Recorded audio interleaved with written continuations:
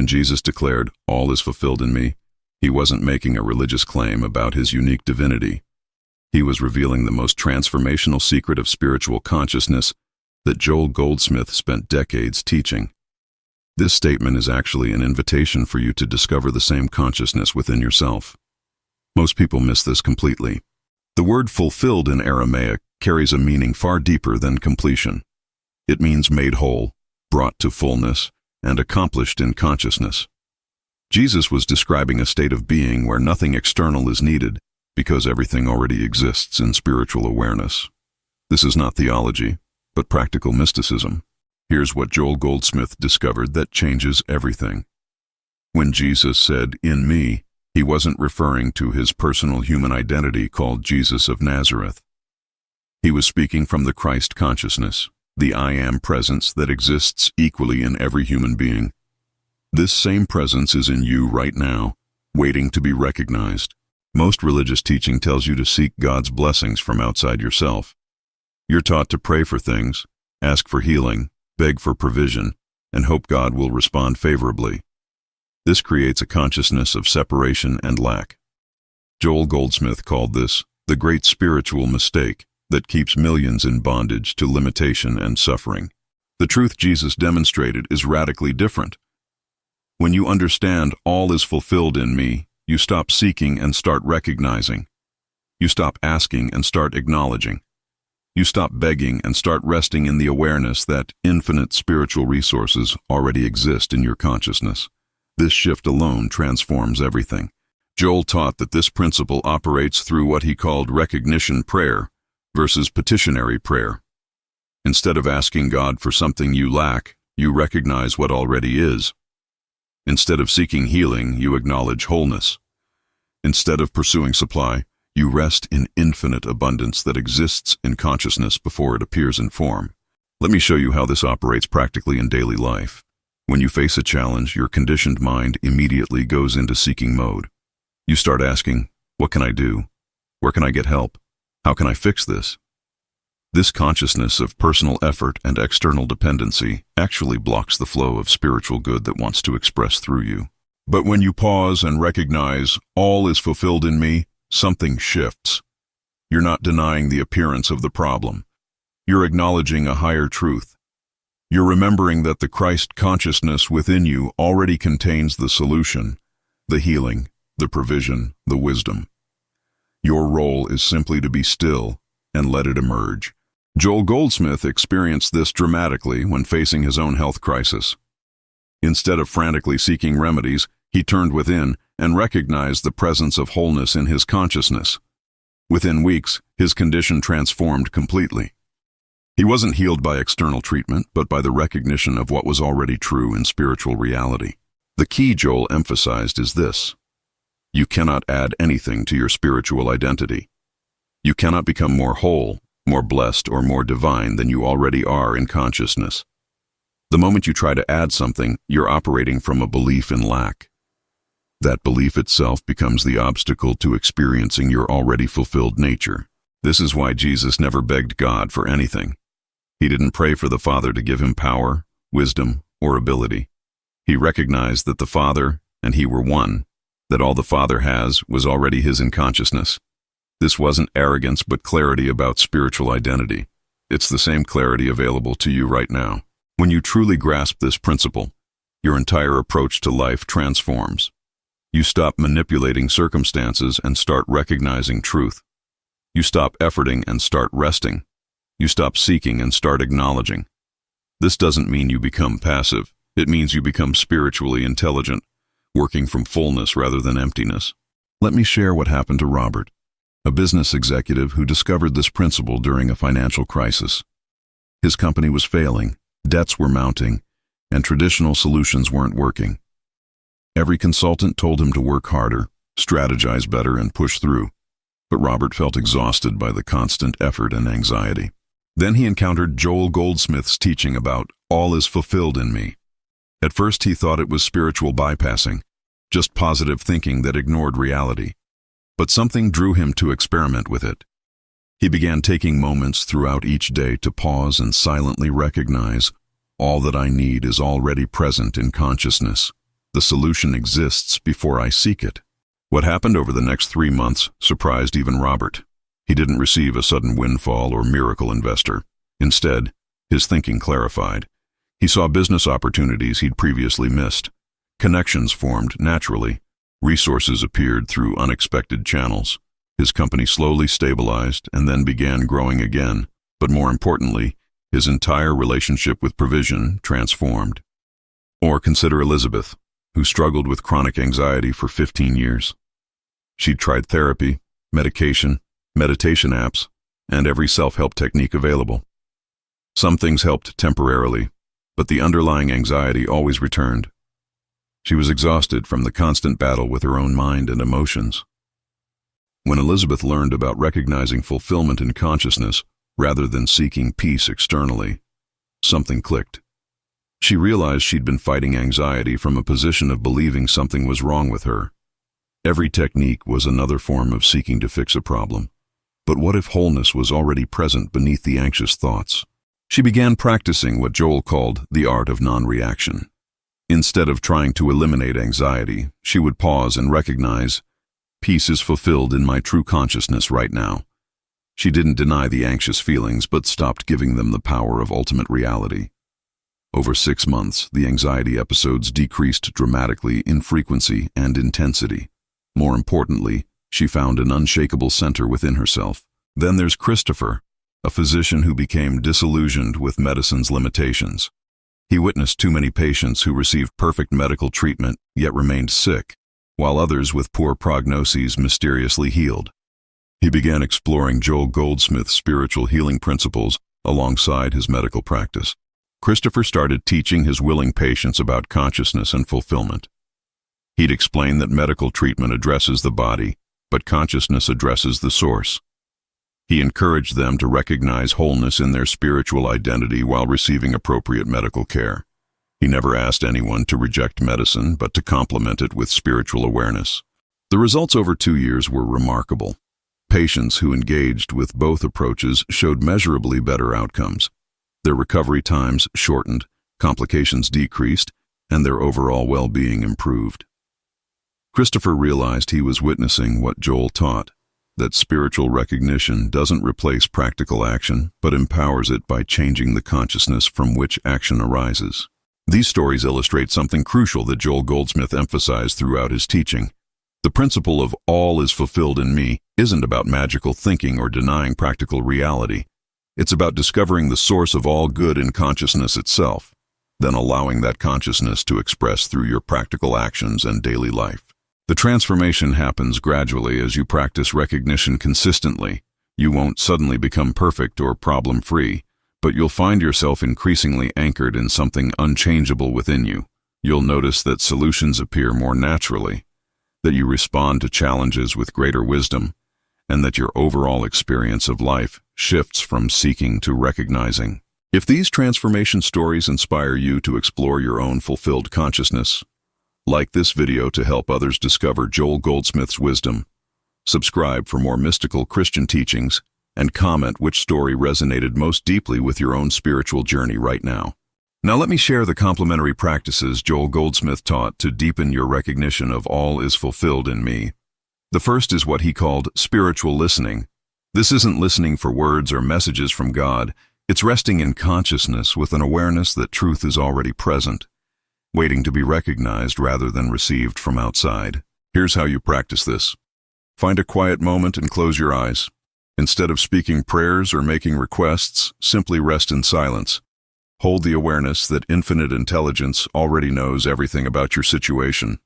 Your only task is to be still and receptive. Don't seek an answer. Recognize that the answer already exists in consciousness. When you practice this regularly, you'll notice something remarkable. Insights emerge naturally without effort. You'll suddenly understand things you couldn't grasp before. Solutions appear in your awareness without struggle. This happens because you're not creating anything new, but rather removing the mental static that blocks recognition of what's already present in your spiritual consciousness. The second technique Joel taught is impersonalization. This means recognizing that problems don't actually belong to your true spiritual identity. When you believe, I am sick, or I am poor, or I am anxious, you're identifying your eternal consciousness with temporary human conditions. This identification gives power to the problem. Instead, practice seeing challenges as impersonal appearances that don't touch your true nature. When anxiety appears, recognize anxiety is appearing in experience, but it isn't my spiritual identity. When lack appears, know limitation is a temporary appearance, but infinite abundance is fulfilled in my consciousness. This distinction is absolutely crucial. Joel discovered this principle transformed his healing work. When people came to him with diseases, he didn't see them as sick individuals needing healing. He recognized their true spiritual identity as already whole and complete. The disease was just an impersonal appearance passing through experience. This recognition in his consciousness often triggered healing in theirs. The third practice is what Joel called living by grace. This means developing the consciousness that you don't live by your personal efforts, strategies, or manipulations. You live by the grace that flows naturally from recognizing your fulfilled spiritual identity. Grace is the effortless provision that appears when you stop striving from a sense of lack. Here's the practical application. Before making decisions or taking action, pause and recognize, I am not the source of my good. The infinite consciousness I am is my source, and it contains everything needed. Then take whatever action feels natural, but from this consciousness of already having, rather than desperately needing. This doesn't make you passive or irresponsible. Actually, you often find yourself taking more inspired action. But the action comes from overflow rather than emptiness. You work from fulfillment rather than fear. You create from joy rather than desperation. The external actions may look similar, but the consciousness behind them transforms everything about their effectiveness and your experience. The fourth technique Joel emphasized is releasing human judgment. Most suffering comes from judging appearances as good or bad, then trying to get rid of bad ones and hold on to good ones. But spiritual consciousness sees through appearances to the underlying wholeness. It recognizes that what looks like limitation is often inviting you to discover deeper fulfillment. Practice this by catching yourself in judgment and asking, what if this appearance is an opportunity to recognize a deeper truth? Don't force yourself to be positive about genuinely difficult situations. Just remain open to the possibility that spiritual fulfillment can be recognized even in challenging circumstances. This openness itself becomes transformational. When you combine these four practices with the foundational recognition that all is fulfilled in me, you create a consciousness that Joel called Christ consciousness. Not the historical Jesus, but the awareness of spiritual identity that Jesus demonstrated. This consciousness is already in you, already complete, already fulfilled. Your spiritual work is simply removing the barriers to recognizing it. Let's address the real challenges you'll face when practicing this principle, because Joel Goldsmith was honest about the obstacles. The biggest one is what he called the testimony of the senses. Your physical senses constantly report limitation, lack, and problems. Your bank account shows a specific number. Your body shows symptoms. Your relationships show conflict. These appearances feel absolutely real. Here's what Joel taught about this challenge. You're not denying what your senses report. You're simply recognizing that sensory evidence isn't the deepest truth. Consciousness is prior to form. Spiritual reality precedes physical manifestation. When you recognize fulfillment in consciousness first, the outer forms gradually begin to reflect that inner recognition. But this takes time and consistent practice. The mistake most people make is expecting instant results, then abandoning the practice when circumstances don't immediately change. Joel emphasized, you're reconditioning years or decades of consciousness programmed with lack and limitation. Be patient with yourself. Recognize truth consistently, even when appearances contradict it. The transformation happens through persistence, not perfection. The second major challenge is what Joel called taking thought. This means trying to mentally figure out how your good will appear. You recognize all is fulfilled in me, but then your mind immediately jumps to analyzing and planning exactly how that fulfillment will manifest. This mental activity actually blocks the natural flow of spiritual good. Joel discovered that spiritual demonstration happens through paths you cannot predict or control. When you hold a rigid mental picture of how things should work out, you close yourself to the infinite ways consciousness might express. Your job is recognition and receptivity, not manipulation and control. This requires deep trust. Practice catching yourself in taking thought mode. Notice when your mind starts obsessing about the how and when. Gently return to simple recognition. The infinite knows the way. All is fulfilled in consciousness. I rest in this truth. This rest is active spiritually, even though it feels passive mentally. You're allowing consciousness to work, rather than forcing human will. The third obstacle is inconsistency. You'll have moments of clear recognition where you feel the truth of all is fulfilled in me deeply. Then life challenges hit, and you immediately forget everything. You react from fear, seek frantically for external solutions, and abandon your spiritual awareness. Joel said this is completely normal, especially in the beginning. The key is what he called practicing the presence. This means bringing yourself back to recognition multiple times throughout each day, not just in meditation or prayer time.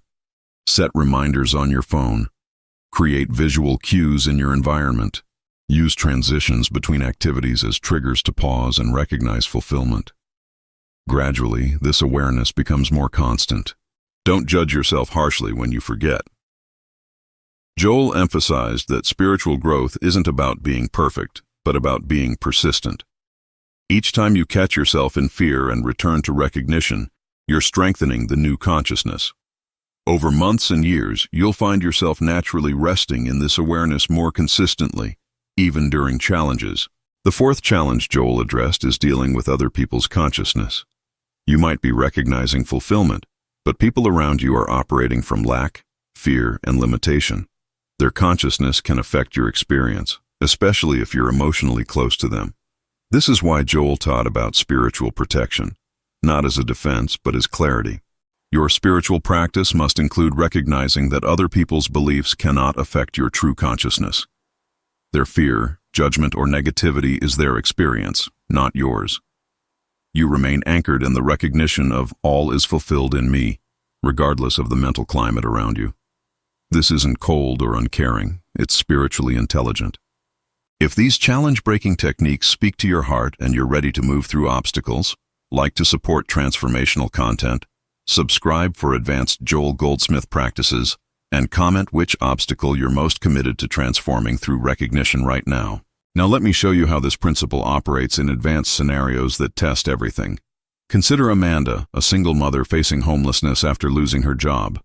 Traditional advice would focus entirely on job searching, government assistance, and family help. These practical steps are important, but Amanda also worked with the spiritual principle Joel taught. Every morning before job searching, Amanda spent 20 minutes in recognition. She didn't beg God for a job. She recognized, infinite intelligence is fulfilled in my consciousness. The perfect provision already exists. I am guided to recognize it. Then she took practical actions, but from a consciousness of already having, rather than desperately needing what she lacked. Within 6 weeks, something unexpected happened. A former colleague reached out randomly, mentioning a position that hadn't been advertised yet. Amanda got the interview and then the job. But more importantly, she discovered a spiritual principle that sustained her beyond that crisis. She learned to recognize fulfillment in consciousness before seeing it in form, and this awareness transformed her entire approach to life's challenges. Then there's Kenneth, diagnosed with a serious illness that conventional medicine said was progressive and incurable. Kenneth continued appropriate medical care, but also applied Joel's teaching about consciousness and healing. He didn't deny his diagnosis or reject treatment. He simply refused to accept it as his spiritual identity. Kenneth practiced recognizing, perfect life is fulfilled in my consciousness right now. This diagnosis is a physical appearance, not my spiritual reality. He did this alongside medical appointments, treatments, and lifestyle changes. He wasn't choosing between medicine and spirituality, but integrating both from a consciousness of wholeness rather than disease. Over 18 months, Kenneth's condition stabilized and then gradually improved. His doctors were surprised but attributed it to the treatment working better than expected. Kenneth knew something else was operating. He'd discovered what Joel taught, that consciousness precedes form, and when you consistently recognize wholeness in consciousness, the body eventually reflects that recognition. This doesn't always happen, but it happens far more often than conventional thinking allows. Consider Brian, a therapist who integrated Joel's principles into his professional practice. He worked with clients suffering severe trauma, addiction, and mental health crises. Traditional therapy helped, but Brian found that adding spiritual recognition accelerated transformation in ways that surprised him. Brian would silently recognize his clients' spiritual wholeness while they described their problems. He wasn't denying their suffering or minimizing their pain. He was holding an awareness that beneath all the trauma and dysfunction lived an untouched spiritual identity that was already fulfilled. His consciousness of their wholeness often helped them recognize it themselves. Clients frequently reported that sessions with Brian felt different than other therapy. They felt seen at a deeper level, not just as broken people needing fixing. This recognition created space for healing that went beyond technique.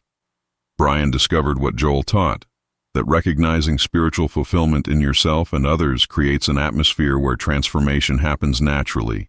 Finally, there's Dorothy, who faced a situation many would consider hopeless. Her adult son struggled with severe addiction, had been through multiple rehabilitation programs, and nothing worked.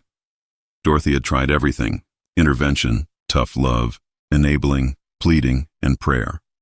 She was emotionally and spiritually exhausted from years of heartbreak and disappointment. When Dorothy learned Joel's teaching, she realized she'd been seeing her son only as his addiction, only as the problem. She began practicing recognition differently. Instead of praying for God to fix him, she recognized his spiritual identity as already whole and free. She stopped trying to change him and started holding awareness of his true consciousness. This didn't instantly cure his addiction, but something shifted in their relationship and in him. Over 2 years, he found his own path to recovery. Dorothy couldn't prove her recognition caused his healing, but she knew her consciousness had changed. She found peace regardless of his choices, and somehow that shift in her consciousness seemed to open space for transformation in his. Now let's bring this teaching to its ultimate conclusion. The recognition that all is fulfilled in me isn't just a technique for solving problems. It's the discovery of your true spiritual identity. Joel Goldsmith taught that you aren't a human being seeking spiritual experiences. You are spiritual consciousness having a temporary human experience. This reversal changes everything. When you live from this recognition consistently, practical life becomes an expression of consciousness rather than a desperate search for fulfillment. You still work, plan, and take action in the world, but you work from fullness rather than emptiness. You create from joy rather than fear. You give from overflow rather than depletion. This is what Jesus demonstrated throughout his ministry. The ultimate freedom Joel discovered is that nothing external can add to or take from your spiritual fulfillment. Success doesn't make you more whole. Failure doesn't make you less complete. Health doesn't increase your spiritual perfection. Illness doesn't diminish your true identity. This recognition liberates you from the tyranny of circumstances controlling your peace. Here's what this looks like practically in daily life. You wake up and before checking your phone or thinking about your day, you pause and recognize, I am the fulfilled consciousness. Everything I need is already present. This takes 30 seconds but sets the foundation for your entire day. You're not creating fulfillment. You're acknowledging what's already true. Throughout your day, you face challenges, disappointments, surprises, and opportunities. Instead of reacting from fear or grasping from lack, you pause repeatedly and return to recognition. All is fulfilled in me. This doesn't solve every problem instantly, but it keeps you anchored in spiritual awareness while you handle practical matters intelligently. At night, you review your day not with judgment, but with recognition. You acknowledge where you remembered truth and where you forgot. You don't condemn yourself for forgetting. You simply recognize again. All is fulfilled in me right now, regardless of today's experiences. This consistent practice gradually transforms your consciousness from seeking to recognizing, from lacking to resting, from striving to being. Joel Goldsmith discovered something that few spiritual teachers understood so clearly. The consciousness of fulfillment attracts fulfillment in form, not through magical thinking or manipulation, but through spiritual law. When you consistently recognize abundance in consciousness, abundance appears in experience. When you acknowledge wholeness within, healing manifests outwardly. When you rest in peace internally, circumstances gradually align with that peace. This isn't instant or guaranteed in specific forms. You might recognize financial abundance in consciousness, and it could appear as a job, an unexpected gift, a business opportunity, or reduced expenses. You don't control the form. You recognize the consciousness.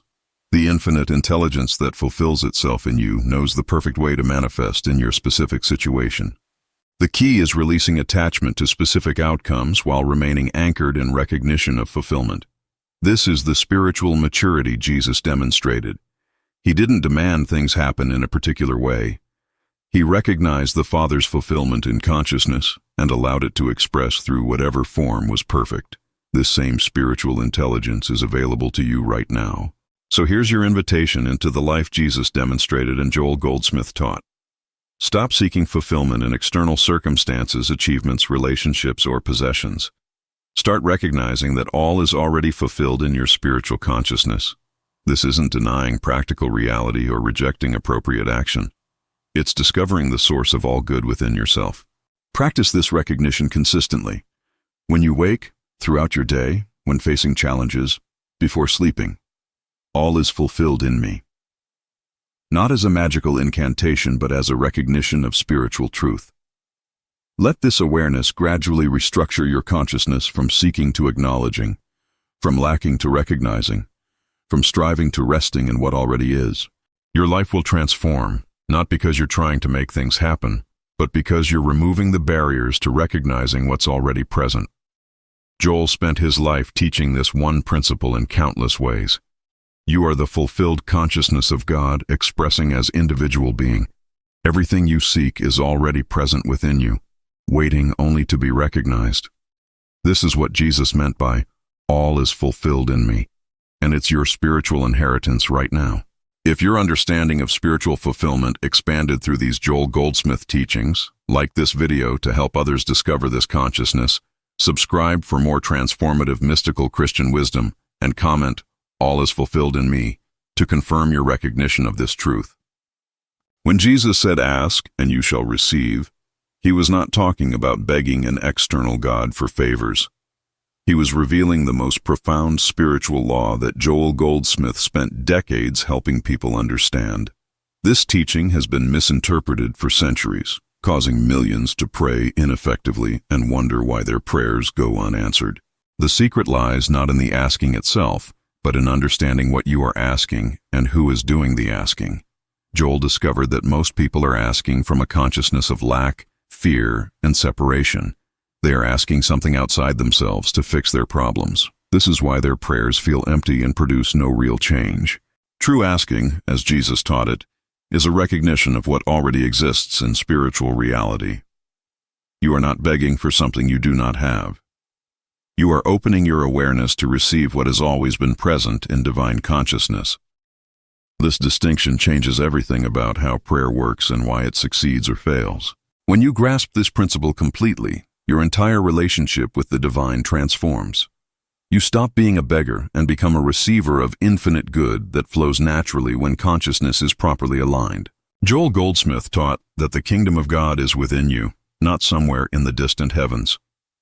This means everything you could ever need or desire already exists in your own consciousness.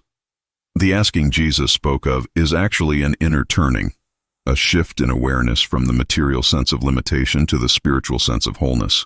Most people ask from the level of the problem. They focus on what is wrong, what is missing, what hurts. This keeps consciousness locked in the very frequency that created the problem in the first place. Joel showed that effective spiritual work begins by rising above the problem into the consciousness where the solution already exists. Imagine asking while already knowing the answer is yes, not hoping, not wishing, but knowing with absolute certainty. This is the consciousness of true asking. It is not petition, but recognition. It is not begging, but claiming what spiritually belongs to you as a child of the infinite. The moment you understand this shift, you stop praying for things to change and start recognizing the spiritual perfection that is already present. This is when miracles become natural and receiving becomes effortless.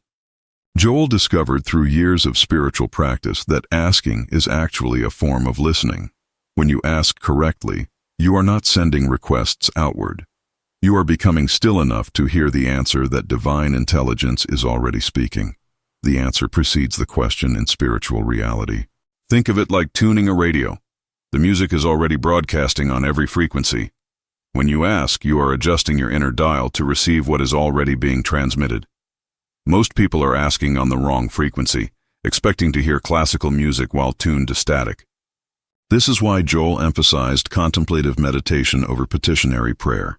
In the silence, when your human mind becomes quiet, the divine reality can impress itself upon your awareness.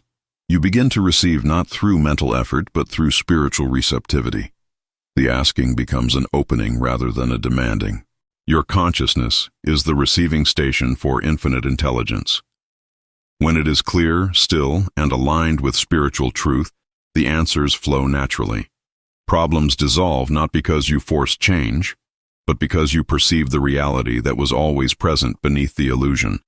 The reason most asking fails is because people are asking from the separated self, the ego that believes it is cut off from God and must convince a reluctant deity to provide. Joel taught that this consciousness cannot receive because it is founded on the lie of separation. God is not separate from you, withholding good until you ask correctly enough. True asking recognizes your oneness with infinite source. You're not separate from the supply you seek. The intelligence, health, abundance, and love you desire are not outside you waiting to be granted. They are the very nature of the consciousness you are made of when you remember who you truly are. Jesus said the Father knows what you need before you ask. This means the divine is already providing, already answering, already supplying everything necessary for your wholeness. Your role is not to inform God of your problems, but to align your awareness with the divine provision that never stops flowing. When you ask from this consciousness of oneness, you're not asking for something to be created. You're accepting what already is. This is the secret that transforms prayer from struggle into grace, from effort into receiving, from begging into claiming your spiritual inheritance. Helen was a woman who had prayed for financial breakthrough for 3 years with no results. She attended every prayer meeting, repeated affirmations daily, and believed she was doing everything right. Yet her bank account remained empty and opportunities seemed to pass her by. She was exhausted from asking and ready to give up on spiritual principles entirely. When Helen encountered Joel Goldsmith's teachings, everything shifted. She learned she had been asking from lack consciousness, constantly affirming her need and poverty. Every prayer reinforced the very condition she wanted to escape. Joel taught her to stop asking for money and start recognizing the infinite substance that is the true nature of reality. For 2 months, Helen practiced contemplative meditation, not asking for anything but simply resting in the awareness of divine completeness. She stopped tracking her bank balance obsessively. She stopped panicking about bills. She started each day recognizing that infinite intelligence was already providing everything necessary for her well-being. The transformation was gradual, but undeniable. Within 3 months, Helen received an unexpected job offer with triple her previous salary. A forgotten investment matured with surprising returns. Opportunities appeared that had always been there, but she had been too anxious to notice. She learned that asking is not begging, but opening to receive. Marcus had suffered from chronic pain for 7 years. He had prayed desperately for healing, visited countless healers, and tried every spiritual technique he could find. Each time the pain returned, his faith diminished. He began to believe either God did not care, or that he was somehow unworthy of healing. Joel Goldsmith's principle changed Marcus's entire approach. He realized he had been asking God to fix a material body, which kept his consciousness locked in the belief that something was wrong. Joel taught that true healing happens when you rise above the material sense into spiritual reality where perfection is already established. Marcus stopped praying for his pain to go away. Instead, he spent time each day recognizing the spiritual body that knows no disease, age, or limitation. He did not deny the pain when it appeared, but he refused to give it power through constant attention. He practiced turning from the problem to the presence of divine wholeness within.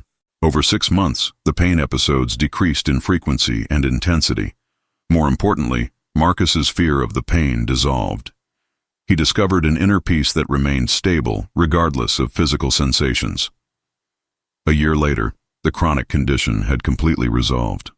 The healing came not from asking for relief, but from recognizing the spiritual perfection that was always his true nature. Victoria had been asking for the right relationship for over a decade. She had created vision boards, done affirmations, and prayed with intensity.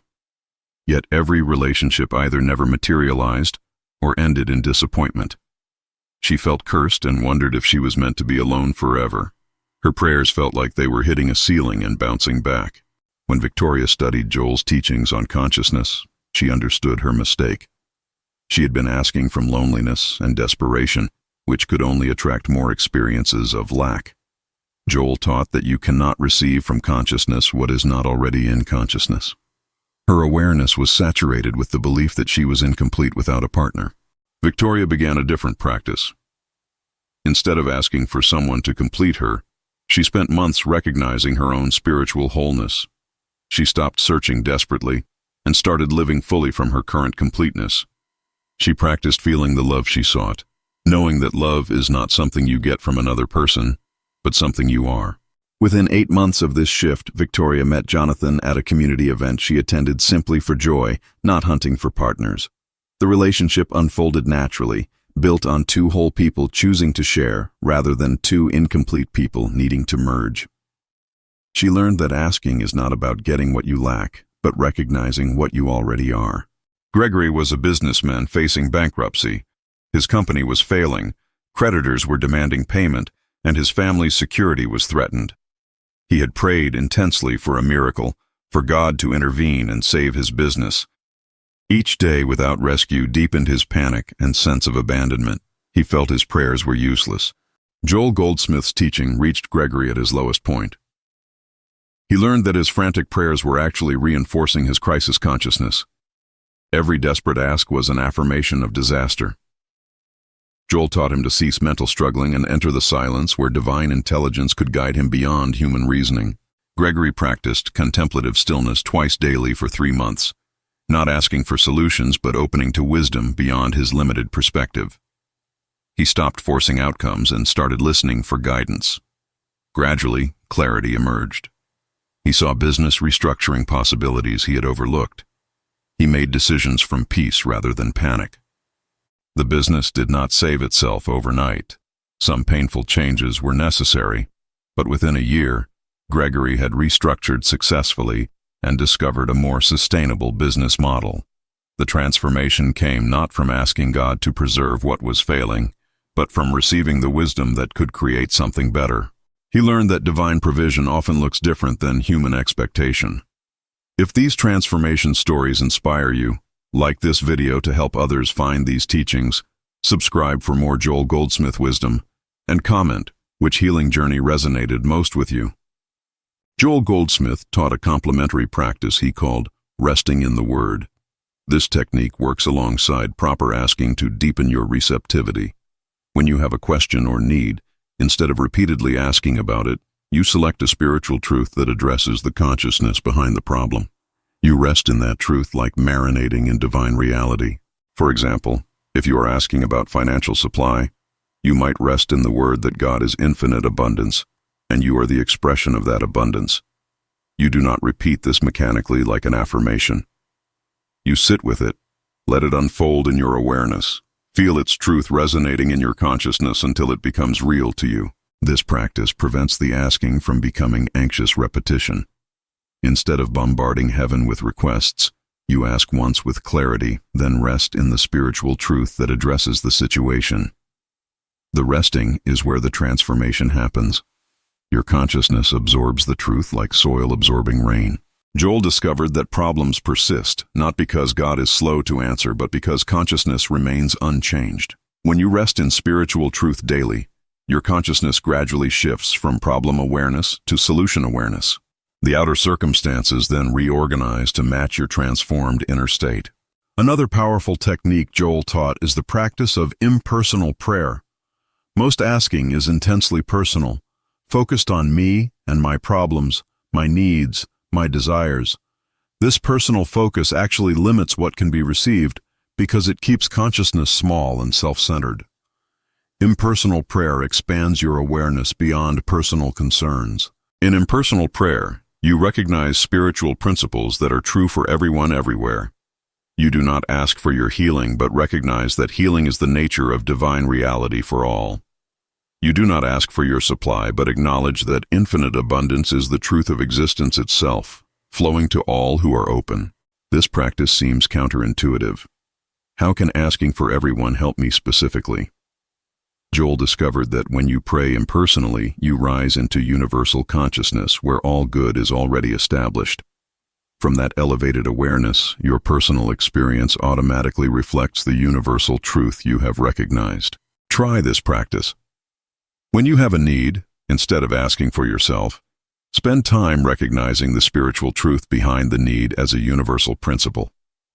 Acknowledge that divine intelligence governs all, supplies all, heals all.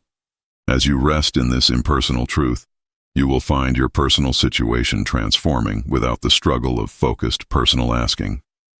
Joel also taught the practice of releasing mental pictures.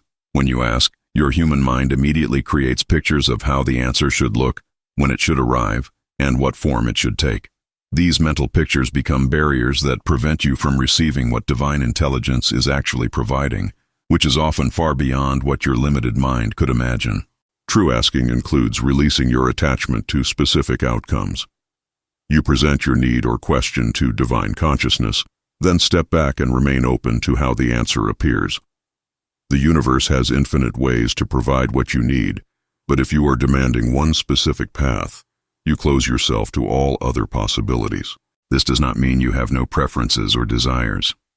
It means you hold your preferences lightly, willing to receive something better than you could conceive. Joel often said that divine supply comes in forms we do not expect through channels we did not anticipate. Your mental pictures limit the infinite to your finite imagination. Practice asking with an open hand rather than a clenched fist. State your need or question clearly, then add silently, "This or something better for the highest good."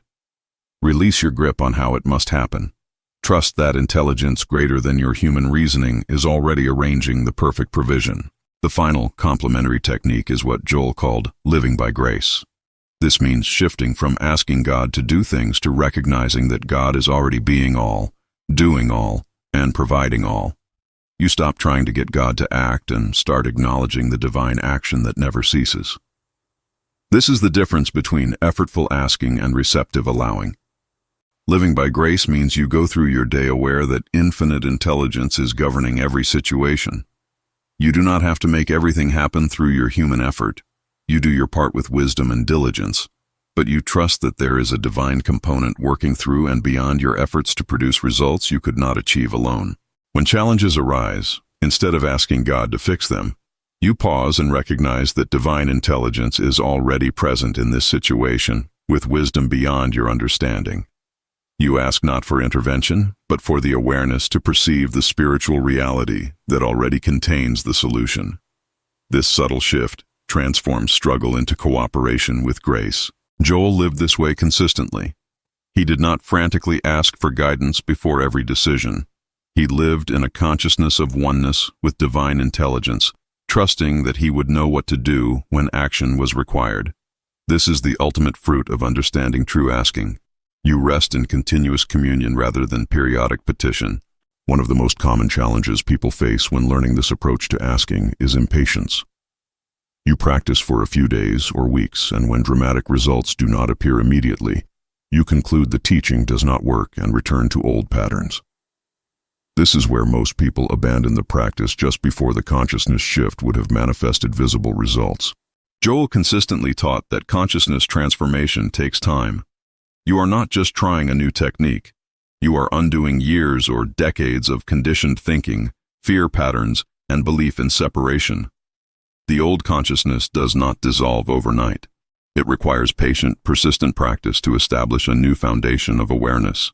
The key is consistency, without anxiety about timing. Practice your contemplative meditation daily, not because you must see results today, but because you are cultivating spiritual awareness as a way of life. Some people experience rapid transformation, Others need months of practice before visible changes occur. Neither timeline reflects your worthiness or the truth of the principle. Trust the process, even when physical evidence lags behind your practice. The consciousness shift is happening in the invisible realm first. Continue your daily practice of resting in spiritual truth, releasing mental pictures, and recognizing divine presence. The outer results will appear when the inner foundation is sufficiently established. Another significant challenge is the tendency to return to old patterns during crisis. You practice beautifully when life is calm, but the moment serious trouble hits, panic takes over, and you forget everything you learned. You revert to desperate begging, anxious mental struggling, and frantic human effort. This is completely normal and does not mean you have failed. Joel himself experienced this in his early years of practice. During intense difficulty, the temptation to abandon spiritual principles and resort to human panic is almost overwhelming. The key is not to judge yourself harshly when this happens, but to gently return to the practice as soon as you recognize what occurred. Build your spiritual consciousness during peaceful times so it becomes strong enough to sustain you during storms. This is why daily practice matters even when you have no pressing needs. You are establishing an inner foundation that will hold steady when external circumstances become turbulent. The practice during easy times prepares you for difficult times. When you catch yourself reverting to panic and desperate asking, simply pause. Take a breath. Remind yourself of what you know. Return to the silence. Recognize divine presence even in the midst of the crisis. Each time you do this, you strengthen your ability to maintain spiritual consciousness regardless of external conditions. A third challenge is dealing with doubt when you see others experiencing rapid results while your progress seems slower.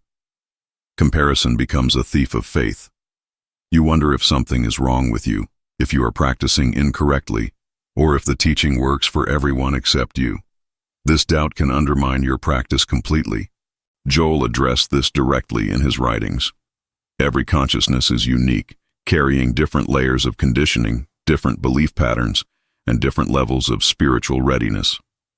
Some people are prepared by life circumstances to receive truth quickly. Others need more time to dissolve the barriers their experience has created. Neither is better or worse. Your spiritual journey is yours alone. Comparing your progress to another person's experience is meaningless because you are not working with the same consciousness. What matters is whether you are moving forward from where you were, not whether you are matching someone else's pace. Growth is growth regardless of speed. Focus on your own unfolding. Celebrate the small shifts in your awareness, the moments of peace that last longer, the problems that resolve more easily.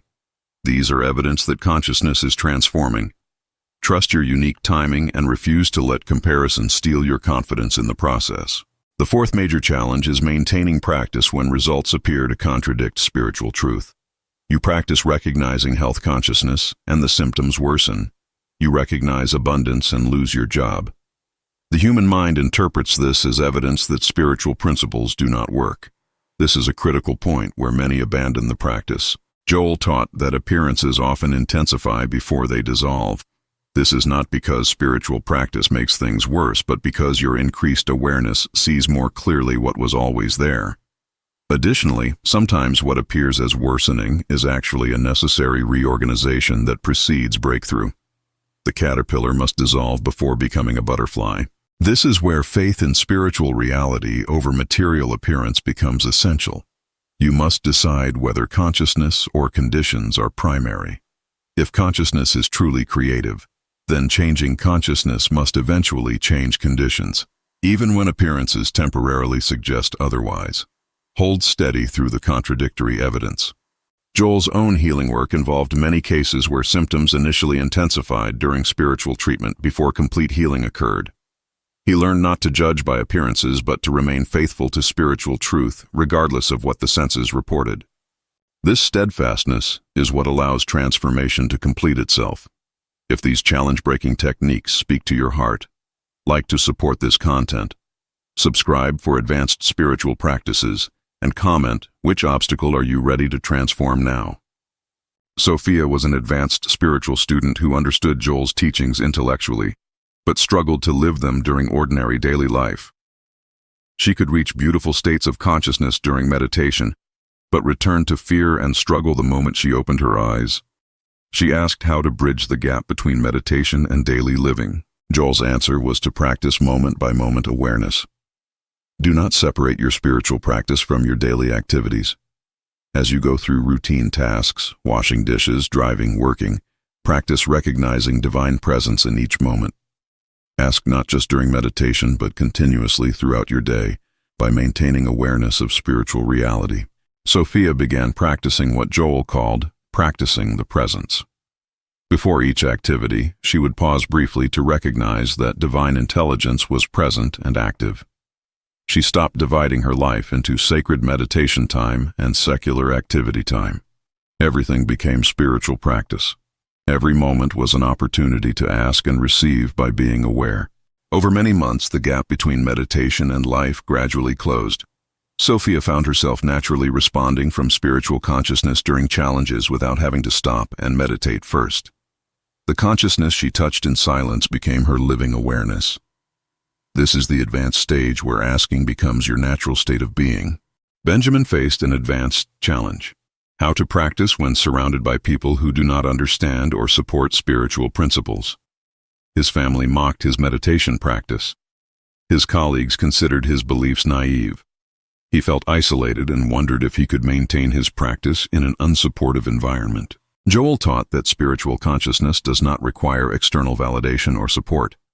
Your practice is between you and divine reality, not between you and the opinions of others.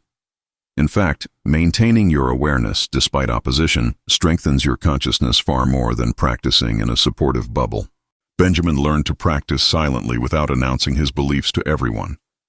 He maintained his morning meditation and inner awareness throughout the day without needing others to understand or approve. He discovered that spiritual consciousness does not need to be defended or explained. It simply needs to be lived. Gradually, Benjamin's consistent practice produced visible fruit in his life. His peace during stress, his wisdom in decisions, and his ability to remain centered when others panicked spoke louder than any words. Some family members began asking questions. His example became more effective than any argument could have been. Claire encountered an advanced dilemma. She had been practicing Joel's principles successfully for years when suddenly she experienced a major setback that seemed to contradict everything she had learned. A serious illness appeared despite her consistent spiritual practice. She felt betrayed by principles she had trusted completely. Joel addressed this situation in his advanced teachings. Spiritual practice does not create a magical shield against all human experience. Even spiritually aware people can face challenges that appear to contradict their level of consciousness. The difference is not in avoiding all problems, but in how you move through them. Claire returned to the basics. Instead of asking why this happened to her after faithful practice, she asked how to remain spiritually aware within this situation. She did not pretend the illness was not real. She sought medical help when appropriate, but she refused to let the condition define her identity or destroy her awareness of spiritual wholeness. Through months of patient practice, Claire experienced healing, but more importantly, she discovered a deeper level of consciousness. She learned that spiritual maturity is not about never facing challenges, but about maintaining your awareness of divine presence regardless of circumstances. The illness became her teacher rather than her enemy. Edward was a healer who had helped many people through Joel's principles but struggled when asked to help his own seriously ill child. All the consciousness techniques he had used successfully with others seemed powerless when his beloved daughter was suffering. His desperation to fix the situation blocked his ability to rest in spiritual truth. Joel taught that personal attachment is often the greatest barrier to effective spiritual work. When you are emotionally desperate for a specific outcome, you cannot rest in the openness that allows divine intelligence to work. Edward needed to practice surrendering his daughter into divine care rather than trying to force healing through anxious spiritual effort.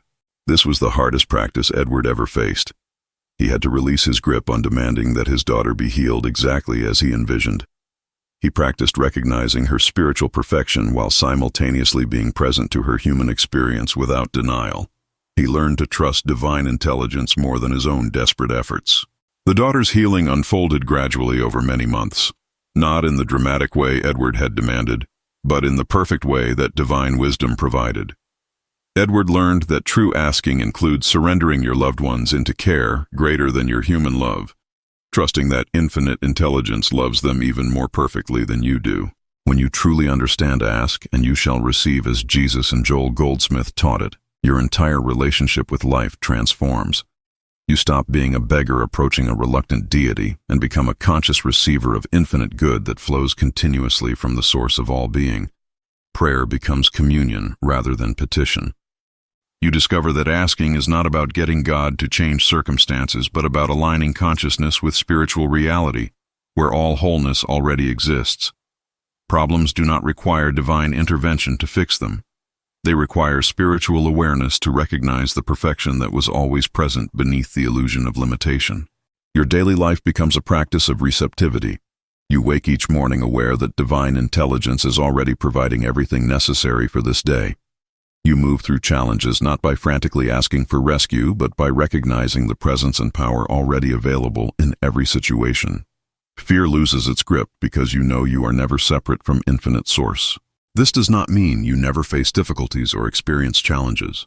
It means you face them from a transformed consciousness that knows how to receive divine wisdom, strength, and provision in the midst of any circumstance. You become like a tree planted by streams of water, drawing constantly from a source that never runs dry. The ultimate transformation is discovering that you yourself are the answer to your asking. Not your human personality or limited ego, but the divine consciousness that is your true nature. When Jesus said the kingdom of God is within you, he meant that everything you seek outside yourself is actually the nature of your own being when recognized spiritually. You stop searching for God to give you love when you realize you are made of love itself. You stop asking for abundance when you recognize that infinite substance is the very consciousness you exist within. You stop begging for healing when you understand that spiritual wholeness is your permanent reality regardless of temporary physical appearances. This is what Joel called the mystical experience, the direct awareness that you and the Father are one, not separate beings negotiating terms, but one consciousness expressing itself. From this awareness, asking becomes recognition. Receiving becomes natural. Miracles become the normal experience of consciousness aligned with its true nature. You do not reach this awareness through more effort or more intense asking. You reach it through surrendering the belief in separation, releasing the struggle to become what you already are, and resting in the silence where truth reveals itself. This is the pearl of great price that makes all other treasures worthwhile. Living from this transformed consciousness means you approach each day differently. You do not wake up planning how to make things happen through human effort alone. You wake aware that divine intelligence is already at work in your life, guiding, providing, and unfolding good that you could not orchestrate through personal planning. You make decisions from peace rather than anxiety because you trust that you are not alone in navigating life's choices. You ask for guidance not by begging for signs, but by becoming still enough to hear the wisdom that is always speaking. You recognize answers in unexpected moments, through unlikely sources, in ways your human mind would never have anticipated. You relate to others differently. Instead of manipulating or controlling to get your needs met, you trust that divine intelligence is providing through countless channels, many of which you cannot see or predict. You give freely because you know supply flows from infinite source, not from other people's limited resources. Challenges still arise, but you meet them from a foundation of inner security rather than panic. You know that every problem contains its own solution when viewed from spiritual consciousness. You ask not for problems to disappear, but for the awareness to perceive the spiritual reality that transcends every material limitation. The teaching Jesus gave and Joel Goldsmith clarified transforms everything when truly understood. Ask and you shall receive is not a formula for getting what your human personality wants. It is an invitation to recognize your oneness with infinite intelligence and receive the continuous flow of good that is always available to spiritual awareness. Your practice now is not to perfect your asking technique, but to deepen your awareness of the presence that is closer to you than your own breath. You do not need to ask better. You need to receive what has already been given, to recognize what is already present, to accept what has always been yours in spiritual reality. This journey does not end. It deepens infinitely. Each day brings new opportunities to choose spiritual awareness over material sense, to rest in presence rather than struggle in absence, to receive from fullness rather than beg from lack. You are becoming the expression of infinite consciousness that you were always created to be. Joel Goldsmith spent his life sharing this transformative truth. Now it is yours. Practice it daily. Live it consistently. Watch your entire experience of reality transform as your consciousness awakens to the infinite good that asks only to be recognized and received. If your spiritual understanding expanded through these Joel Goldsmith secrets, like this video, subscribe for more transformative teachings, and comment, "I am transformed," to confirm your new path. Joshua sat alone in his apartment, staring at the stack of unpaid bills on his kitchen table. His hands trembled as he calculated the numbers for the third time that evening. The fear was suffocating, wrapping around his chest like a vice. He had lost his job 2 months ago, and despite countless applications, nothing had materialized. His phone buzzed with another notification, probably another creditor. Joshua felt his heart race faster. The anxiety had become his constant companion, whispering worst-case scenarios in his mind every waking moment. He wondered how he would survive another week. That night, unable to sleep, Joshua remembered something his grandmother used to say before she passed. She would often quote Jesus saying, "Fear not," and would smile peacefully even during the hardest times. He had never understood how she maintained such calm in the face of difficulty. Desperate for anything that might bring relief, Joshua opened his laptop and searched for the meaning behind those words. He stumbled upon a lecture by Joel Goldsmith about spiritual principles and the true nature of fear. Something about the title caught his attention, and he pressed play. The voice on the recording spoke with unusual authority and gentleness. Goldsmith explained that fear is not something to be fought or suppressed, but understood.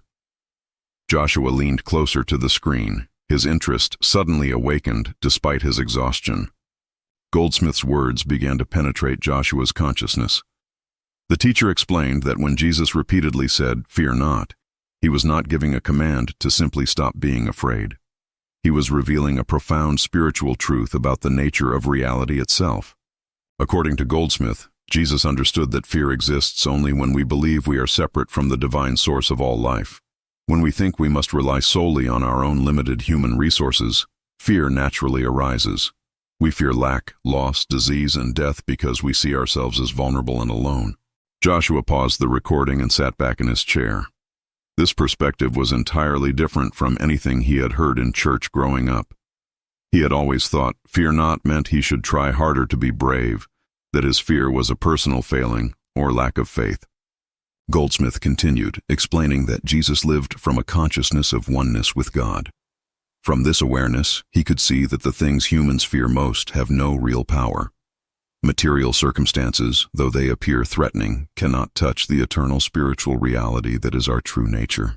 The teacher's voice grew more emphatic as he described how Jesus performed miracles not through supernatural intervention, but through spiritual understanding. He saw through the illusion of separation and recognized the presence of God where others saw only problems and limitations. Over the following week, Joshua listened to the recording multiple times. Each time, he discovered new layers of meaning.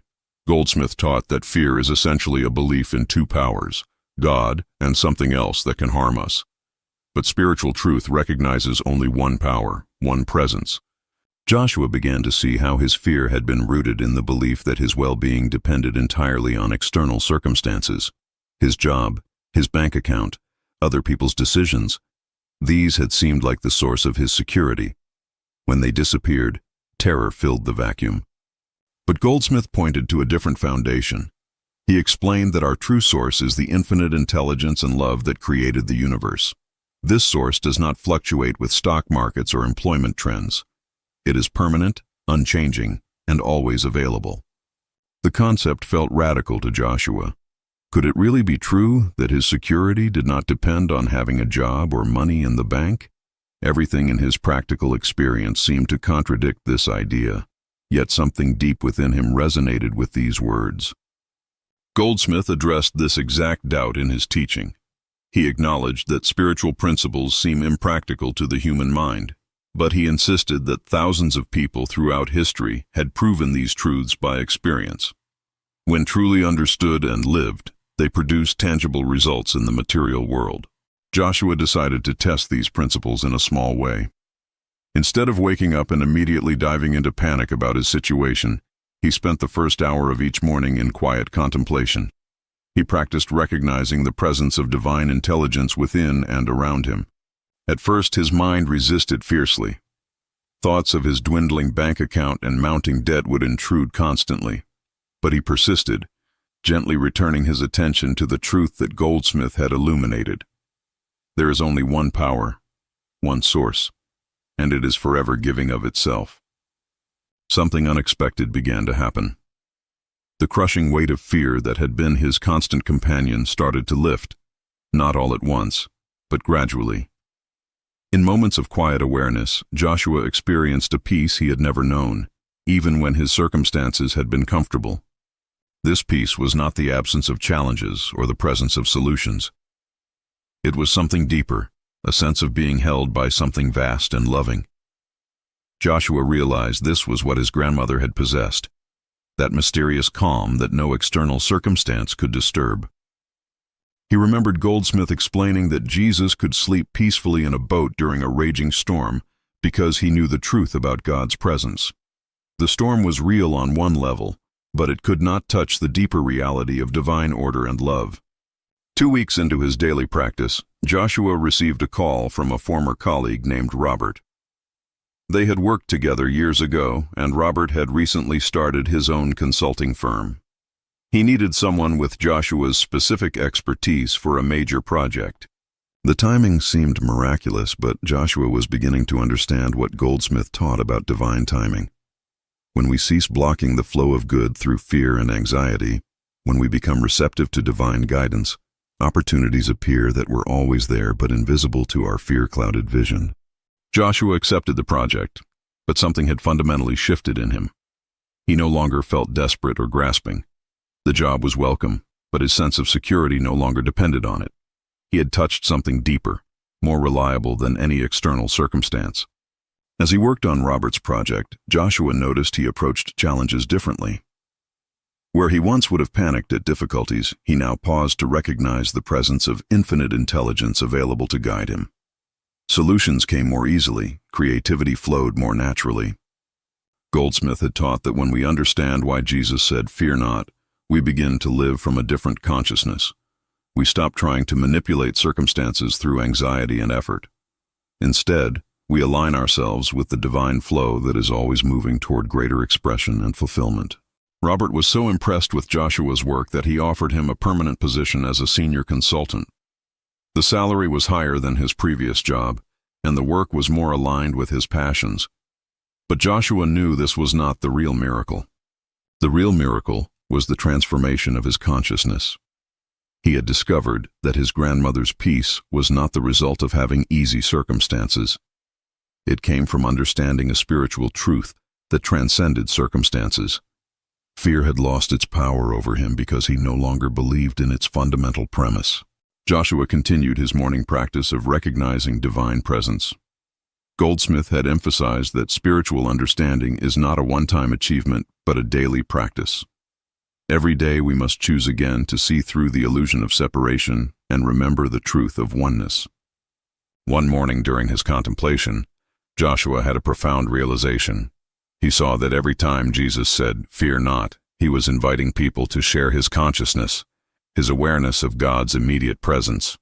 It was not a command, but an invitation to transformation. This understanding changed everything. Joshua was no longer trying to force himself to stop being afraid while still believing in all the reasons for fear. Instead, he was learning to see differently, to perceive the spiritual reality that exists beyond material appearances. Joshua began sharing his discovery with others who were struggling with fear and anxiety. He spoke carefully, knowing that these principles could sound like impractical mysticism to those who had not experienced their power. But to those who were ready, his words carried the ring of truth. He met Rebecca, a woman in her 40s who was paralyzed by fear of a health diagnosis.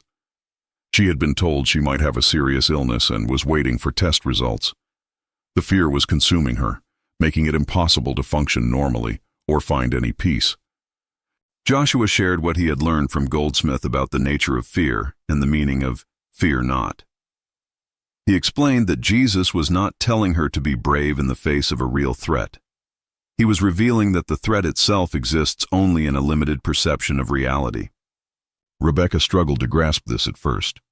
Her body, the potential illness, the doctors and their tests, all seemed undeniably real and threatening. How could spiritual truth possibly change these concrete facts? Joshua understood her confusion because he had felt the same way. He explained that spiritual understanding does not deny the appearance of problems. Instead, it sees beyond appearances to the underlying reality of divine perfection. When we align our consciousness with this truth, the appearance itself often changes, not through our will but through divine law. Rebecca decided to try Joshua's approach while waiting for her test results. Each morning, instead of spiraling into fear scenarios, she spent time recognizing the presence of perfect life that is God. She acknowledged that her true being was spiritual, eternal, and untouchable by disease. The practice was difficult at first. Her mind kept returning to fear, analyzing symptoms, imagining worst outcomes. But gradually, like Joshua before her, she began to experience moments of profound peace. In these moments, she touched something real, something more substantial than her physical concerns. Goldsmith had taught that this peace is not escape or denial. It is the recognition of what is eternally true. Disease, lack, and danger exist in the realm of material appearance, but they have no existence in spiritual reality. As we dwell in spiritual awareness, material appearances come into alignment with spiritual truth. Rebecca's test results came back negative. There was no serious illness after all. But like Joshua with his job offer, she knew the real healing had already occurred. She had been healed of fear itself, of the belief that her life and well-being were at the mercy of material conditions. She called Joshua to thank him, her voice filled with emotion. She said she finally understood what Jesus meant by fear not. It was not a command to be brave, but a revelation that there is nothing to fear when we understand the true nature of reality and our relationship to God. If this message is resonating with you, subscribe to this channel and activate notifications so you don't miss the spiritual insights that can transform your relationship with fear forever. Joshua's consulting work flourished, but he found himself increasingly drawn to share the spiritual principles that had transformed his life. He started a small study group focused on Goldsmith's teachings about fear, faith, and spiritual consciousness. The group met weekly in his apartment. People came from various backgrounds, each carrying their own burden of fear. Some feared financial ruin, others feared loss of loved ones, illness, failure, or loneliness. Despite their different circumstances, Joshua recognized they all suffered from the same fundamental misconception. They believed their well-being depended on external conditions remaining favorable. They believed they were separate from their source, vulnerable and alone in a threatening world. This belief is the root of all fear, and it is precisely what Jesus addressed when he repeatedly said, "Fear not." Joshua guided the group through Goldsmith's teaching systematically. They studied the idea that God is the only power, the only presence, the only life. Where God is, nothing else can be. Fear, disease, lack, and danger cannot exist in the presence of infinite good. At first, this sounded like positive thinking or wishful denial to some group members. But Joshua emphasized that Goldsmith was not teaching affirmations or mental manipulation.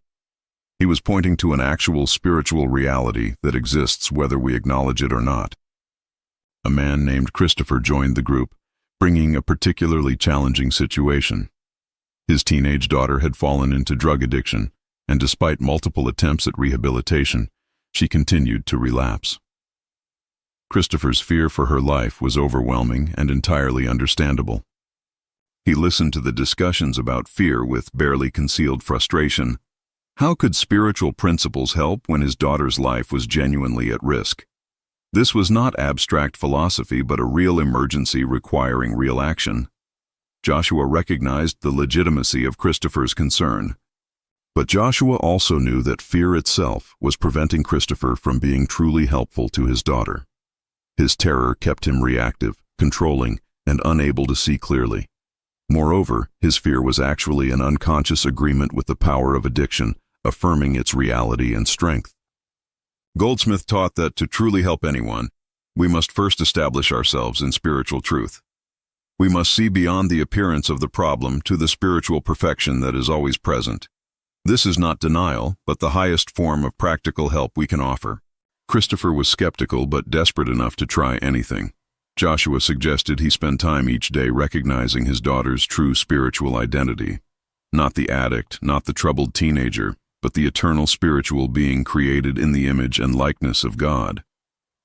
Christopher committed to the practice, though doubt plagued him constantly.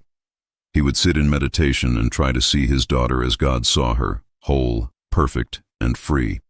His human mind screamed that this was nonsense, that he was wasting time while she remained in danger. But gradually something shifted in Christopher's consciousness. He began to experience a deep peace about his daughter, not because circumstances had changed, but because he had touched something eternal and unchangeable. He sensed her true being beneath the troubled surface appearance. This inner shift affected his interactions with his daughter profoundly.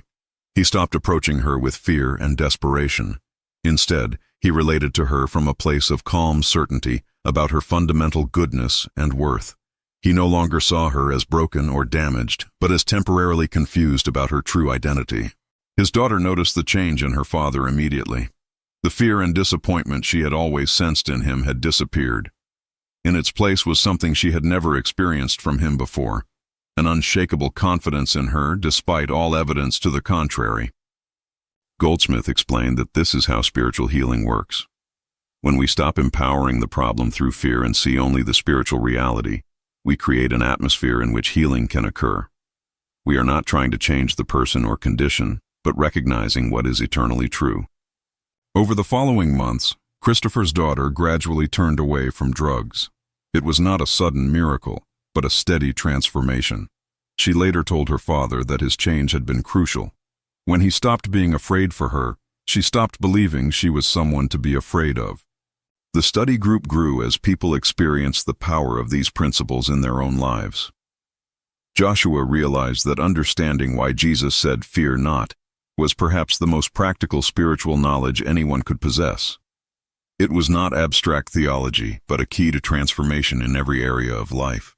He continued to study Goldsmith's works more deeply, discovering that this teacher had spent his entire life helping people understand the nature of spiritual consciousness. Goldsmith had experienced his own profound transformation and dedicated himself to sharing these truths with others. One teaching particularly struck Joshua. Goldsmith explained that Jesus never fought evil, disease, or lack. He simply failed to recognize them as real powers. He saw only God, only good, only spiritual perfection. This singular vision was the source of his power and peace. This was revolutionary for Joshua. He had spent his whole life fighting his fears, trying to overcome them through willpower or positive thinking. But Goldsmith taught a different way. Rather than fighting fear, we understand it has no foundation in spiritual reality. We see through it to the truth. Amanda, a schoolteacher, joined the group carrying years of anxiety about her own adequacy and worth. She constantly feared she was not good enough, not smart enough, not capable enough. This fear colored every interaction and decision in her life. Joshua introduced her to Goldsmith's teaching that we are not human beings trying to become spiritual. We are spiritual beings who have forgotten our true nature. Our worth is not earned through achievement or proven through performance. It is inherent in our existence as expressions of divine life. This idea was difficult for Amanda to accept. Her entire identity had been built around striving to prove her value. The suggestion that she was already complete, already worthy, already enough seemed too simple. Surely she had to do something to earn peace and self-acceptance. But Goldsmith taught that this very striving is what blocks us from experiencing our inherent wholeness. When we chase after what we already have, we perpetuate the illusion of lack. When we try to become what we already are, we deny our true identity. Amanda began practicing what Goldsmith called the art of meditation, which is simply resting in the awareness of God's presence, not trying to achieve anything or become anything, but recognizing what is already true. In these moments, her anxiety would dissolve, replaced by profound peace. The transformation in Amanda was remarkable. As she released her need to prove her worth, she became more effective as a teacher. Her students responded to her newfound calm and confidence. Parents commented on the positive change in her classroom atmosphere. She realized that her previous anxiety had actually made her less capable, not more. Fear had clouded her judgment, blocked her creativity, and exhausted her energy.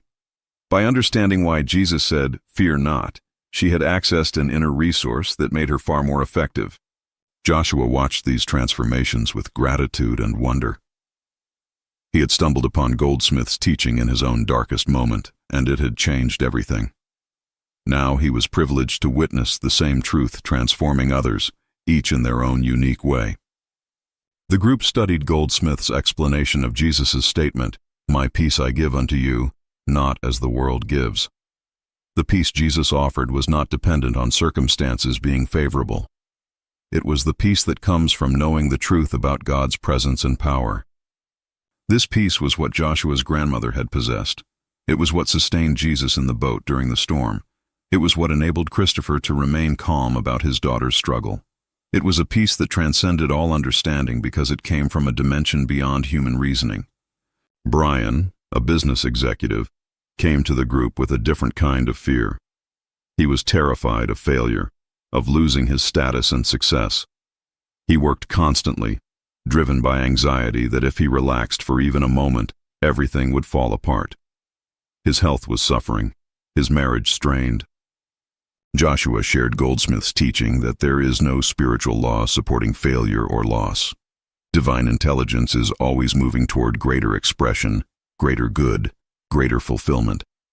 When we align with this movement instead of trying to force outcomes through anxious effort, we work with spiritual law rather than against it. Brian found this counterintuitive. In his world, success came through aggressive action, constant vigilance, and competitive drive.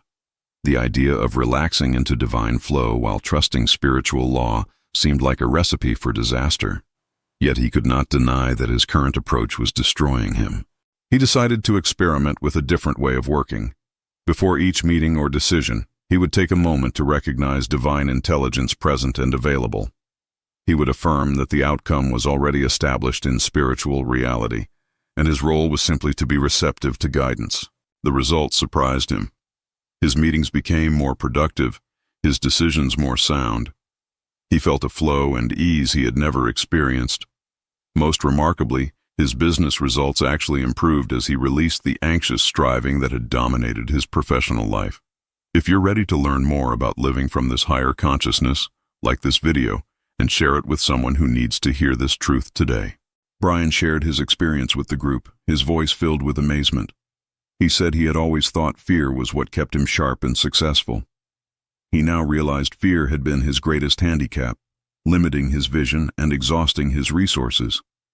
Joshua explained that this was precisely what Goldsmith meant when he taught about the principle of "my grace is sufficient." When we stop trying to accomplish everything through personal effort and instead become receptive to divine grace, we tap into an infinite resource. This grace is not something we must earn or deserve. It is the natural outpouring of divine love, always available, always sufficient for every need. Fear blocks our awareness of this grace, making us believe we must struggle alone with limited resources against overwhelming odds. The group discussed how prevalent this belief is in modern culture. We are taught that life is a struggle, that we must fight for everything, that only the strong and fearful enough to keep fighting will survive.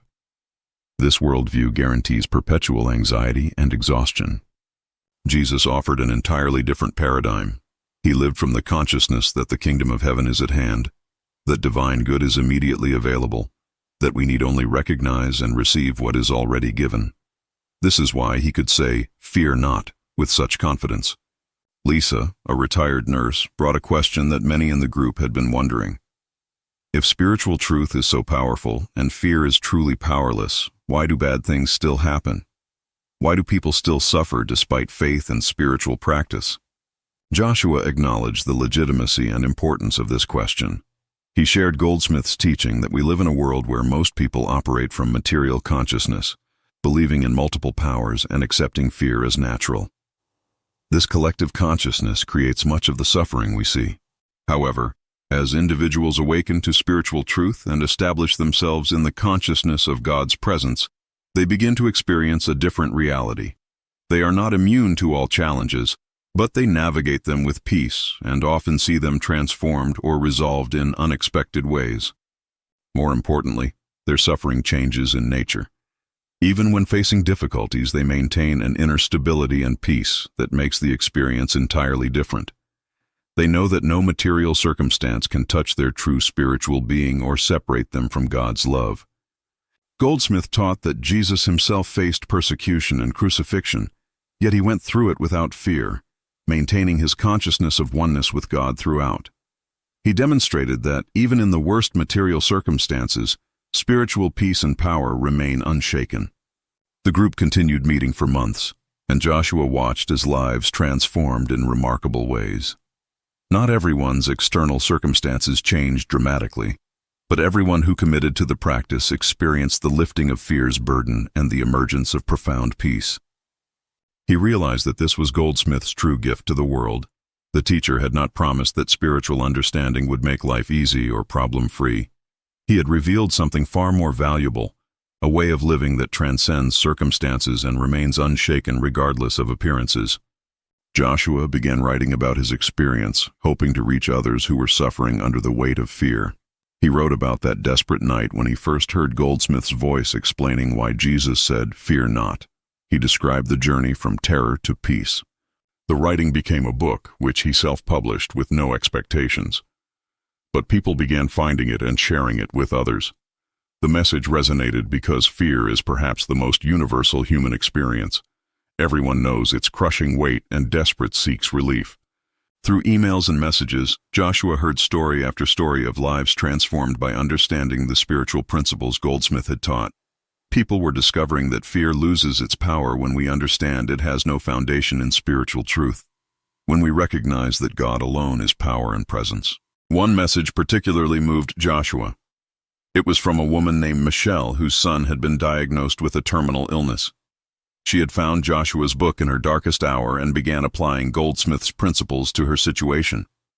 She did not deny the medical diagnosis or refuse treatment, but she established herself in the spiritual truth that her son's eternal being was untouchable by disease. She recognized divine life as the only life, perfect and whole. She practiced seeing her son through God's eyes, not through the lens of fear. The shift in her consciousness affected the entire family. Where there had been despair and panic, peace emerged. Her son felt the change and responded to it. The medical team noticed something different in this family, a calm certainty that seemed to support the boy's healing process. Michelle's son went into remission, defying the doctor's predictions. But as she wrote to Joshua, the real miracle had been her liberation from fear. Even if circumstances had been different, she had discovered a peace that transcended outcomes, a foundation that no external event could shake. This was exactly what Goldsmith had taught. When we understand why Jesus said, "Fear not," we are not guaranteed specific material outcomes. We are given something infinitely more valuable, entrance into a consciousness where fear cannot exist, because we know the truth about God's presence and power. Joshua reflected on his journey from that desperate night to this moment of helping others discover the same truth. He saw clearly now that his job loss and financial crisis had been essential to his awakening. Comfort had kept him spiritually asleep. Desperation had opened him to a deeper reality. This is often how spiritual awakening occurs, Goldsmith had explained. When material solutions fail and human resources are exhausted, we become receptive to spiritual truth. Crisis can be the doorway to transformation if we are willing to look beyond material appearances to spiritual reality. The study group had grown beyond Joshua's apartment, and they now met in a rented space.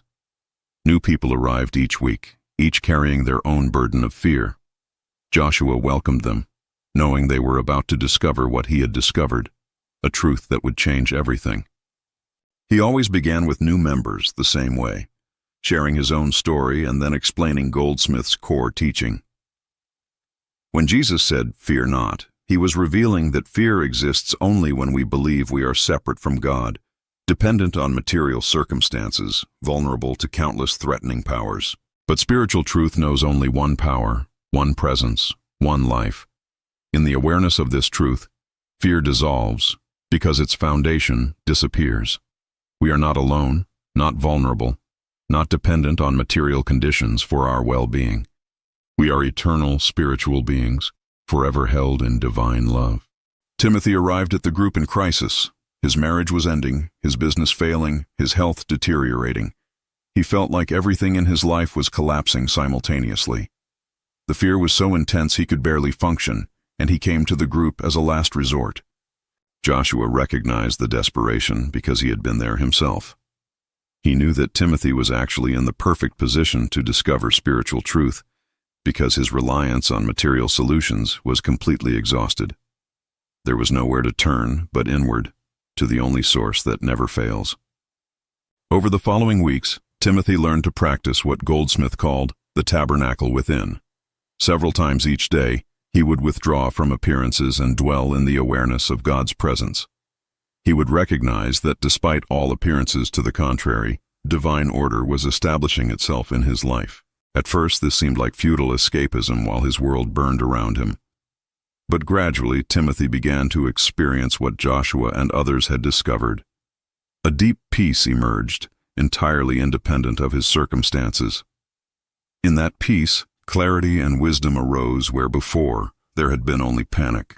Goldsmith had taught that this inner peace is not passive acceptance, but the most powerful force in the universe. It is the atmosphere in which divine intelligence can work, in which solutions can appear, in which transformation becomes possible. Fear blocks this process, while peace enables it. Timothy's external circumstances did not all resolve immediately or easily. His marriage did end, though with far less acrimony than expected.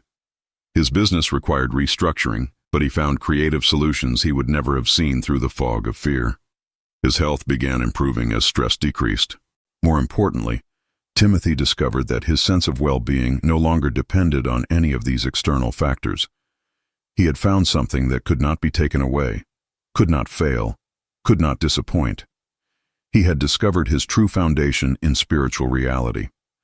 This was the ultimate meaning of Jesus' words, "Fear not." Not a command to suppress natural human emotions, but an invitation to discover the consciousness Jesus himself lived from. A consciousness where fear is impossible because we know ourselves to be inseparable from infinite good. The study group had become a community of people who had made this discovery. They came from different circumstances and backgrounds, but they shared a common experience. They had touched something real, something that transcended all material conditions, something that brought genuine peace. Joshua often thought about Goldsmith and the gift he had given the world.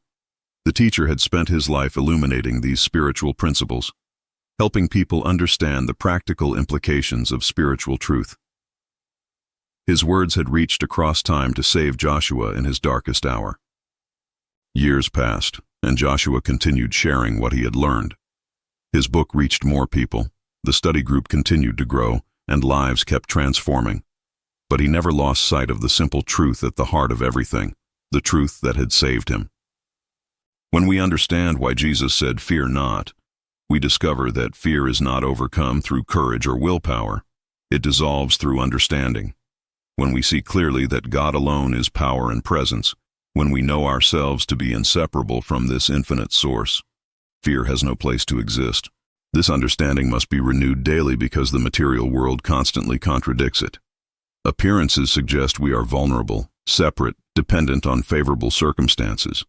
The news, our bank accounts, our bodies, other people's opinions, all seem to confirm the reality of threat and danger. But spiritual truth remains unchanged by appearances. God is still the only power, still completely present, still expressing as infinite good.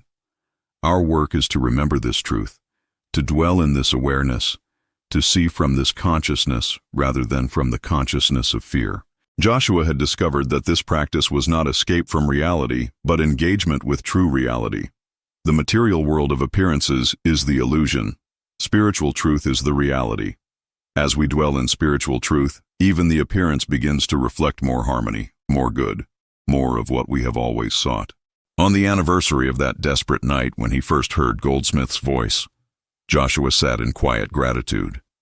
He thought about all the people whose lives had been touched by this truth, all the fear that had been lifted, all the peace that had been discovered. He understood now that his grandmother's peace had not been mysterious or unattainable. She had simply understood what Jesus meant by fear not. She had lived from the consciousness of God's presence, and that consciousness had sustained her through every circumstance. This same peace was available to everyone, not through special gifts or exceptional holiness, but through simple understanding. When we grasp that we are not separate from our source, that divine intelligence and love are always present and available, fear loses its foundation and power. Joshua looked at the group gathering for their weekly meeting. New faces mixed with familiar ones, all seeking the same thing, relief from fear's crushing weight. He knew that each person who truly understood these principles would go on to help others, creating an ever-widening circle of peace. This was Goldsmith's legacy and Jesus' gift to humanity. Not a religion or philosophy to believe in, but a truth to be experienced. A truth that sets us free from fear and establishes us in the consciousness of infinite good.